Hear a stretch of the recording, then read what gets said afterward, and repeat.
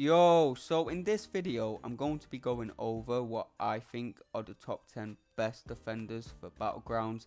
Like the attackers list was pure attackers only, the defenders list is also pure defenders only. So champions like a Tuma, who's a really strong defender but doesn't have much use on attack.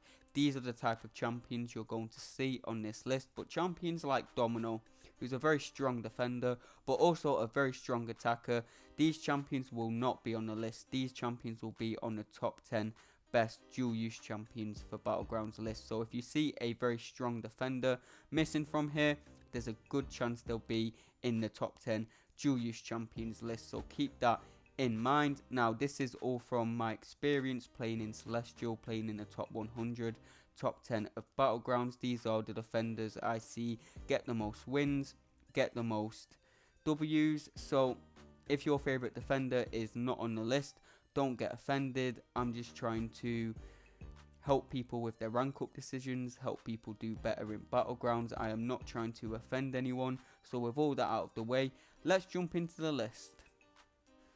Starting off the list at number 10, we have Iceman, and this guy, he's really easy if you get a counter for him. If you get a cold snap immune, he's not going to cause you any problems and he will get nuked pretty fast. But if you don't get a counter to this guy, you're going to lose 30% of your health, and most of the time that's an automatic loss. Up in Celestial, up in Mysterium, you lose 30% of your health, you're pretty much guaranteed to lose the match. So this guy, he still catches plenty of people.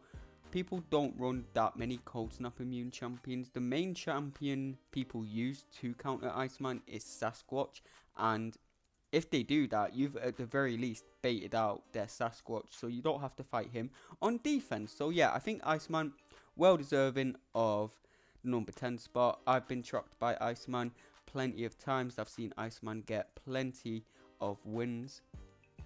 So at number 9, I'm placing Kindred. This guy would be higher, but the only thing holding him back is he has a pretty small health pool. If you play the match properly, slash if you get good AI, you're going to kill this guy in 30 seconds or less without much issues.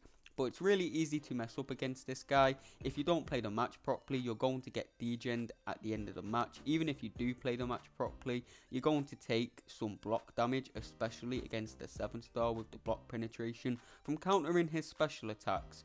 So you're never really going to finish 100% health against this guy, and you still get rooted at the end of the match even if you do play the fight properly, and you still take a bit of degen before you're able to use your special attack and free yourself of the root. So he does do a decent amount of unavoidable damage even if you play the match perfectly, and his AI is really crazy. He'll randomly throw heavy attacks, which you don't want him doing, because if he heavy attacks, he will ramp up faster and degen you faster, so you really don't want that. But he just has that Travis AI, and he'll just randomly start spamming heavy attacks in the middle of the map. So yeah, he's a really solid defender, catches people off guard, gets plenty of victories. The only problem with him is that he has a pretty small health pool.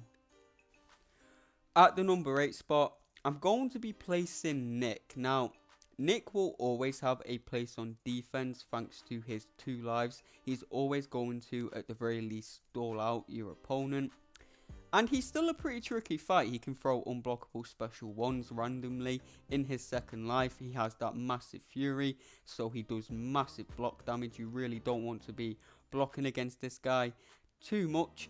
If he was available as a 7-star, he'd be much higher on the list, but being a 6-star is holding him back for now. But he's still a really solid defender, and he always will be.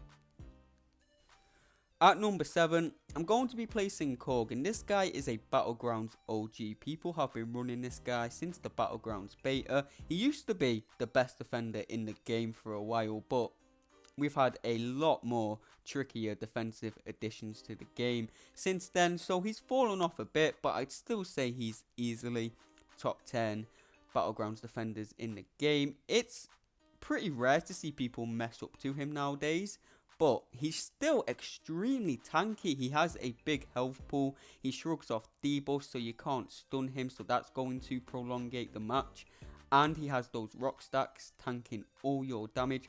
He's a brick wall on defense, and in vanilla metas like the current Gladiator Circuit meta where there's not too specific of nodes, so it's basically a nuke fest, Korg is one of the better defenders because he can stall out champions better than most. So I think Korg still deserves a spot on the list, and he's still a really solid defender. Don't regret taking mine to rank 3 at all, still get plenty of use out of him.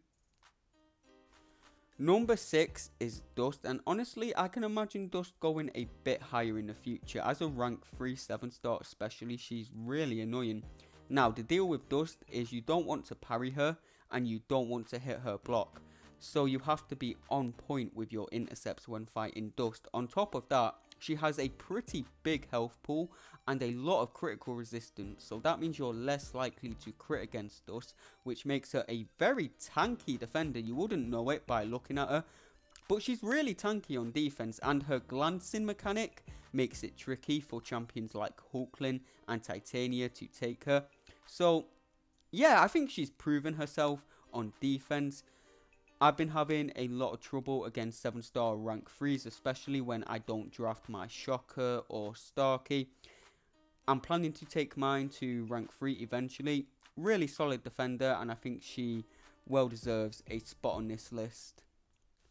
So at number 5 we have the Iron Goat, and I think I've shown enough fights to prove this guy is worthy of the list. I've uploaded enough content showing this guy being a insanely strong defender, so I don't have to debate about it too much. But one thing that's crazy is even his ideal counters like Hulklin, CGR, they take around a minute against him, which is crazy because Hulklin, CGR, they finish fights in 30 seconds, but against my Iron Goat they're taking around 50-60 seconds, which is plenty of time to beat them in a race. And he still gets me plenty of victories even when my opponent has a good counter to him. If you don't have a good counter to him, you're going to get auto blocked, and when you get auto blocked you get parried and hit in the face. You're going to have to deal with his last 15%, and this is when he gets a insanely high chance to auto block you and a bunch of power gains. So you're either going to try and rush that and get auto blocked and hit in the face, or you're going to have to try and play it slow by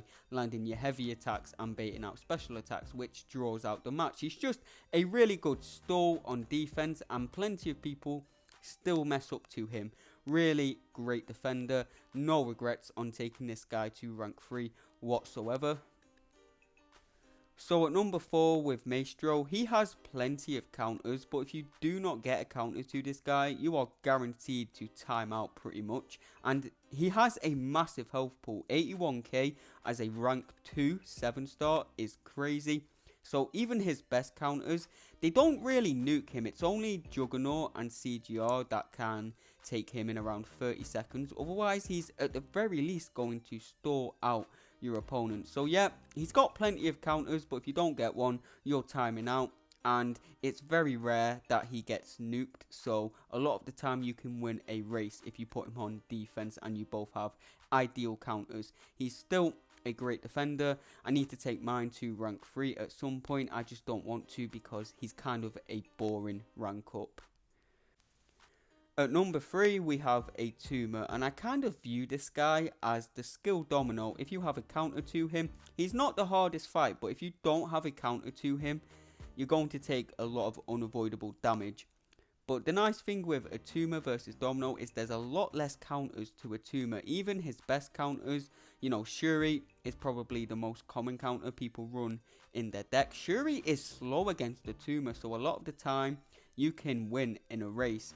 Nova nukes the Tuma, Negasonic nukes the Tuma, but you don't see many people running them in the deck. So a Tuma is a beast on defense. He does get nuked, but even when he gets nuked by champions like Juggernaut and CGR, he's going to do at least 10 to 15% in unavoidable thorns damage, maybe more if they get bad RNG, and a lot of the time that can win you the match. So yeah, a Tuma, easily third best defender in the game. You could make a case for him being top 2 as well, but I think Bullseye beats him by just a tiny bit. So at number 2 we have Bullseye, and I don't think I have to argue his case too much. We all know the deal with this guy. You need a bleed immune champion for him, or at least a champion that bypasses evade and can kill him extremely fast. But even with his ideal counters, like CGR is probably his most popular counter, it's still really easy to mess up that match because most of his counters don't bypass his evade, so it's easy to trigger that, mess up the fight and get hit in the face. But if you don't have an ideal counter to this guy, you've just lost the match. Like, you've straight up lost, because he's going to throw an SB1 into your block, and that's going to do 15% damage to you at least, and that's equal ranks. If you're fighting a rank 3 Bullseye with a rank 2 champion, that's not an ideal counter, and he throws an SB1 into your block, it's going to take about 30% of your health. It's honestly pretty ridiculous. Maybe they should have toned down the SB1 damage for your block. I do think that's a bit overtuned, but it's fine. It's nowhere near as bad as the number 1 spot. But yeah, I don't think I have to argue Bullseye's case too much. We all know he's still a menace on defense even after the small nerf. I mean, do I even have to explain myself here? Fuck Serpent, where is the nerf? But yeah, that's the end of the video. If you enjoyed it, if you found it helpful, I'd massively appreciate it if you'd leave a like and subscribe. Thank you all for watching, and yeah, I will see you all in the next video.